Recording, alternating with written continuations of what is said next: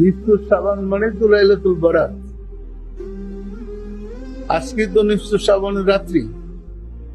পরিষ্কার না? পরিষ্কার না? আমাদের একটা চ্যানেল বলতেছিল, হুজুরা আমরা সারা রাত্রি নিসফু শাবান পালন করব, কিন্তু বরাত কুরআন হাদিসে নাই। আচ্ছা, না দেখলে নিসফু শাবান পালন করেন কেন? এদের প্রচলন আপনি বুঝতে পারছেন? বুঝতে পারছেন না বুঝতে বাকি? বরাত রাসূলের যুগে ছিল।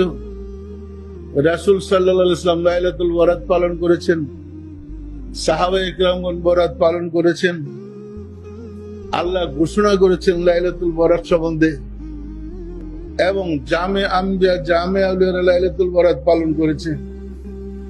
একটা গ্রুপ সৃষ্টির শুরু দেখি নবী রাসূল আউলিয়া কেরামদের বিরোধিতা করে আসছে, পরিষ্কার। আর সেই গ্রুপটাই হলো যারা বেশি ইবাদত করে ঠিকানা ছাড়া।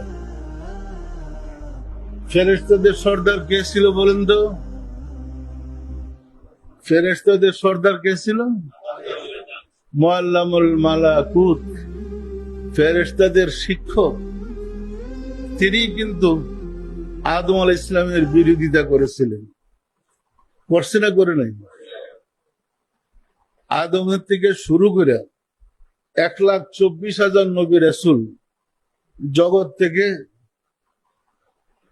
জগৎ অতিক্রম করে পরপারে যাত্রা করেছেন, কিন্তু মারদুদ শয়তানের মৃত্যু হয় নাই। এই এক শয়তান যে চলছে, কত আদমরে যে ধোঁকা দিছে, কত নবী রাসূলকে যে কষ্ট দিছে, এখনো আউলিয়া কেরাম থেকে কষ্ট দিতেছে। হেদের কর্মের শেষটা, হেদের মৃত্যু নাই। বিশ্বাস না আপনাদের? সম্মানিত আশিক রাসূলেরা, লাইলাতুল বারাত বরকতময় রজনী। সুফিদের ভাষায় বরাতরা কি?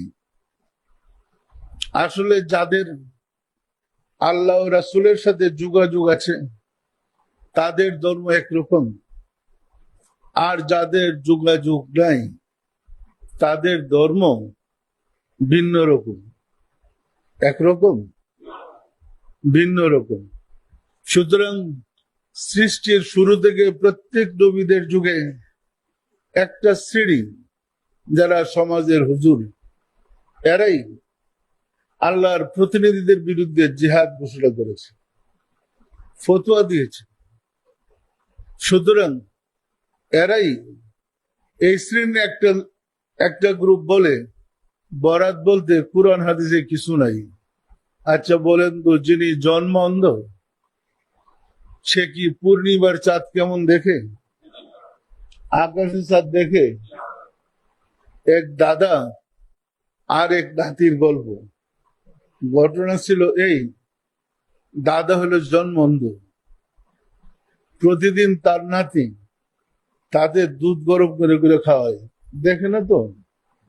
একদিন দাদা নাতিরে জিজ্ঞেস করে, ভাই দুধ কেমন? নাতি কি বুঝে, ও তো দেখে না। ও দুধ হলো সাদা। দুধ কেমন? দুধ সাদা। কেমন সাদা? সাদা বগের মতো। আচ্ছা ভাই, সাদা বক কেমন? হে, অন্ধ তো আর বক দেখে নাই। তখন নাতি তার হাতে বাক করে ধরছে, দুধ এরকম আর বকটা এরকম। বক এরকম না? তো অন্ধ হাতাইতেছে, হাতাইতে বলে, দুধ কি এরকম বাঁকা? সম্মানিত আশিক রাসূলেরা, যারা আল্লাহ সম্বন্ধে অন্ধ, রাসূল সম্বন্ধে অন্ধ, এর কাছে দুধ হাতের মতো বাঁকাই হবে। সে কি দুধ চিনে? সে সাদা চিনে? কিন্তু যারা চক্ষুষ্মান তারা কি সাদা বুঝে না? বুঝে না? বুঝে না? সুতরাং যারা চক্ষুষ্মান, আল্লাহ দয়া করে যাদের অন্তর চক্ষু খুলে দিয়েছে, অন্তর কান খুলে দিয়েছে, হৃদয়ের কপাট খুলে দিয়েছে, তারা জানে বরাতের রাত্রে কি হয়, বরাতের রাত্রে কি অনুষ্ঠান হয়। আমরা যেমন মসজিদে মসজিদে, মাজারে মাজারে, রওজায় রওজায় দলে দলে জিয়ারত করি। ওই রকম যারা সুফি সাধক এর পাশাপাশি আরেকটা কাজ করে, এটা হলো খোদাই প্রশাসনের কথা। দেখেন পবিত্র কোরআনে যত জায়গায় আল্লাহর কথা আসছে, যেমন আল্লাহ বলছে আমরা, আপনারা বঙ্গাল মত বললেও দেখবেন আমরা তোমাদের শাহরুগের চেয়ে নিকটে, নাহনু আকরাবু ইলাইহি মিন হাবলিল ওয়ারিদ, আমার এই অবাধ্য সম্প্রদায়কে গজব দেওয়া ধ্বংস করেছে। আমার এই মোসার যুগে অবাধ্য সম্প্রদায়কে সাগরে ডুবায় মারছে। আমার এই ফেরাউনের দলকে ডুবায় মারছি আর মুসাকে হেফাজত করেছি। আমরা মানে কয়জন? একজন। আপনাদের আল্লাহ কয়জন?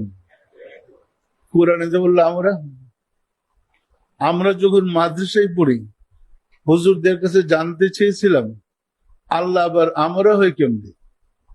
হুজুররা বুঝালেন এই আমার হইল সম্মান সূচক, সম্মানার্থে একজনরে বহু বানিয়ে লিখছি। কি বুঝলেন? তখন আমরা মাইনা নিচ্ছি আমার মানে বহু সম্মানার্থে ব্যবহার করছে। আমি এখন স্পষ্ট বলতে চাই, আমরা বলতে খোদাই প্রশাসনকে বুঝাই। আল্লাহ একা নন, আল্লাহর পরিষদ বর্গ আছে। আমরা এইবার তাফসিরে আল্লাহর পরিষদ বর্গের পুরা বর্ণনা দিছি এবং চিত্র দিয়ে দিছি